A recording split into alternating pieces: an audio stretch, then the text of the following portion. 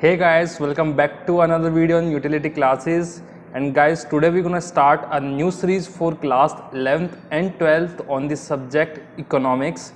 And guys, in this video we're gonna talk about introduction of economics, that how did economics start, what are the resources, what are economic problems. So I hope guys कि आप सभी को ये video काफ़ी पसंद आएगा. So let's start the video without wasting any time. So guys, economics को समझने से पहले सबसे पहले हमें समझना होगा कि इकोनॉमिक्स स्टार्ट कैसे हुआ, इकोनॉमिक्स स्टार्ट क्यों हुआ. सो गाइस, इकोनॉमिक्स स्टार्ट होता है ड्यू टू इकोनॉमिक प्रॉब्लम. अब गाइस, इकोनॉमिक प्रॉब्लम क्या है? Economic problem refers to the problem of choice. अब ये प्रॉब्लम ऑफ चॉइस क्या है, ये समझने के लिए फिर से हमें समझना होगा कि प्रॉब्लम ऑफ चॉइस क्यों है. So guys, problem of choice के रीजन्स है.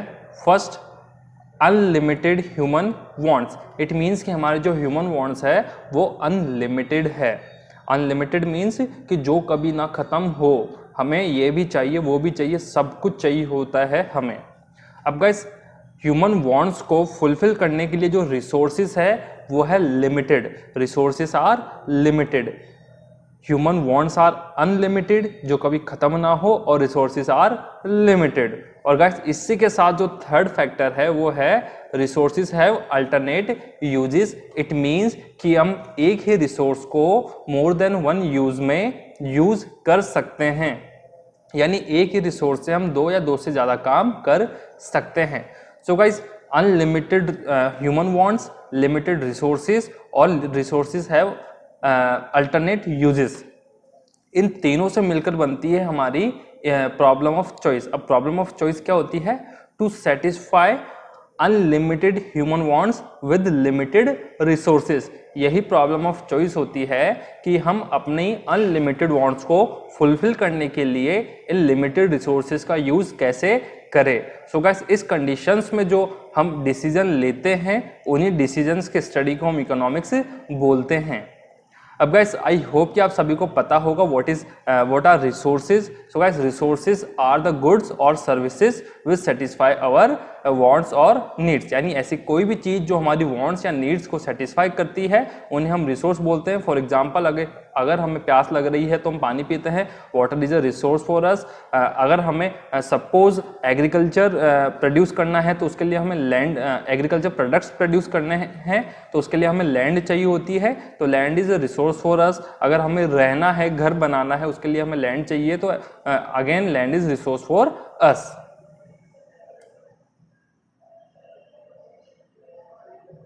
अब गाइज, अगर मैं बात करूं इकोनॉमिक्स की डेफिनेशन की, सो अलग अलग ऑथर्स और अलग अलग जो हमारे स्कॉलर्स हैं उन्होंने अलग अलग बेसिस पर इसको इकोनॉमिक्स को डिफाइन किया है. अगर मैं बात करूं इकोनॉमिक्स के स्टार्ट होने की, तो 1776 में एडम स्मिथ की एक बुक आई थी, an inquiry into the nature and causes of wealth of a nation. So guys, वहीं से इकोनॉमिक्स स्टार्ट हुआ. उस बुक में एडम स्मिथ ने वेल्थ ऑफ अ नेशन की बात की थी, तो उन्होंने जो डेफिनेशन दी थी इकोनॉमिक्स की वो दी थी wealth based definition. So guys, Adam Smith जो है उन्हें हम फादर ऑफ इकोनॉमिक्स भी बोलते हैं. अब गाइस, कई स्कॉलर्स ने वेलफेयर बेस्ड डेफिनेशन दी है, किसी ने स्केर्सिटी बेस्ड दी है जो हमारे लिए काफ़ी इंपॉर्टेंट है, किसी ने डेवलपमेंट बेस्ड डेफिनेशन दी है, किसी ने वांटलेसनेस बेस्ड डेफिनेशन दी है. एडम स्मिथ ने डिफाइन किया है इकोनॉमिक्स को as a study of wealth. Alfred Marshall ने डिफाइन किया है as a study of welfare. Robbins ने गाइस जो इकोनॉमिक्स को डिफाइन किया है ये हमारे लिए काफ़ी इंपॉर्टेंट है, study of human behaviour as a relationship between limited resources and unlimited wants. Limited resources and unlimited wants. So guys, Robbins की जो डेफिनेशन है वो हमारे लिए काफ़ी इंपॉर्टेंट है. ऐसा क्यों? क्योंकि इसी डेफिनेशन को बेस बनाकर हम आगे इकोनॉमिक्स पढ़ने वाले हैं कि हम किस तरह से लिमिटेड रिसोर्सेज से या लिमिटेड रिसोर्सेज को यूज़ करके हमारी अनलिमिटेड जो वांट्स है, जो नीड्स है, उनको सेटिस्फाई करते हैं. उसी ह्यूमन बिहेवियर की स्टडी को हम बोलते हैं इकोनॉमिक्स. गाइस, लिमिटेड रिसोर्सेज से अनलिमिटेड जो हमारी वांट्स होती है उनको फुलफिल करने के लिए हम बहुत सारे डिसीजंस लेते हैं. सो हम किस कंडीशन में क्या डिसीजन लेंगे, इन सभी की स्टडी को हम इकोनॉमिक्स बोलते हैं. पॉल ए सैमुएल्सन भैया जो है इन्होंने डिफाइन किया इकोनॉमिक्स को as a dynamic analysis of economic activities.